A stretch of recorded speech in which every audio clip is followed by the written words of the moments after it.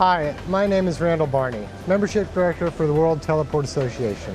We're here at CommunicAsia 2015 speaking with industry leaders about the important issues facing the industry today.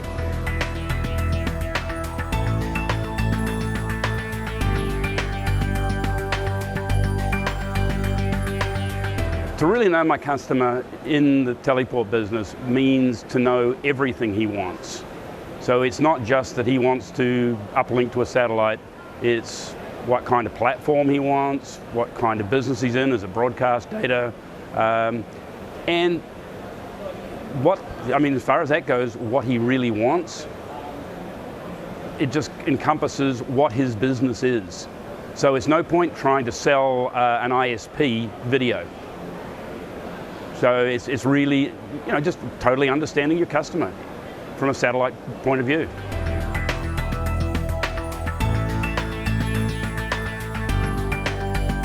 Probably the best example of that is a customer that we're working with. They're a cellular company, and my assumption was everybody knows how to do cellular backhaul. And in fact, if you're in the satellite industry, everyone goes cellular backhaul, it's the big thing. So talking to the customer, I'm saying, yeah, well, cellular backhaul by satellite, they don't in New Zealand, there is no real cellular backhaul by satellite, which is kind of strange, but it's just never happened. So I'm trying to sell them on this idea, and they're like, well, no, cellular backhaul is not what we want.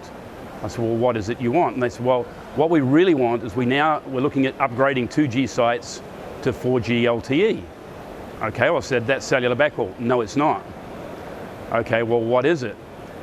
So we had this understanding, so going through the whole thing, and you're almost wanting to bang your head against the wall, because they're a cellular company, right? So what it really came down to is they did know what they were talking about, because they were saying, well, we have these small sites, they might serve 100 people, 200 people, 300 people. So the data requirements we have to that site for LTE 4G are totally different than cellular backhaul. Cellular backhaul might use a Comtech modem, very expensive modem to deliver multi-megabits to a big base station. It's not what they're talking about. So then it came down to, well, how do we spread that cost? So it was like a TDMA solution. So they could use some sites, get it on peak hours, some don't. And I won't go into all the details, but then it was, okay, there was these technologies that I didn't even understand. I'd never heard of, that they are using, and they said, well, you must support this. So then we did the investigation. Hardly any of the VSAT suppliers support this protocol. Now they are saying they're going to, as they say, there's famous saying, just now coming. But is it there today? No. Two-box solution. However, people like iDirect and a few other people are building it into the one box. But that was the whole thing, really understanding, because I actually thought I knew better than they did about cellular as over satellite. But I didn't. I had no idea.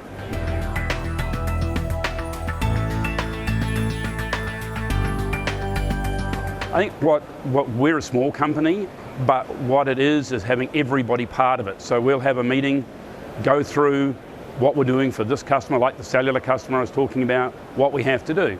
So that'll be everything from the guy that's involved with the iDirect hub, saying, well, you need to talk to iDirect to find out about this protocol, how we're going to do this, right down to people that are involved in potentially installing across the whole range, so they know who we're dealing with, how important it is.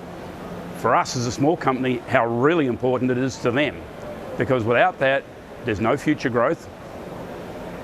Well, I don't mean it in that way, but you could say job security. So it's just straight communication. Do it as a team. Bigger companies, I'm quite sure they'll compartmentalize it, but we're not a big company. So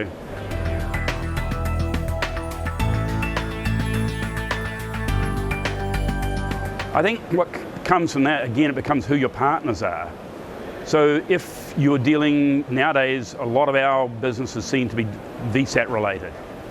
Not so much large carriers, large SCPC links or anything. We do some video, but it's making sure that you're partners with your provider, so that you're finding out the latest things that are going on. Are there are there upgrade paths? I don't want to go and buy a new hub just because you suddenly tell me, well, it doesn't support this protocol or it doesn't do this. That's, could be a $500,000 investment that you sold me 2 years ago.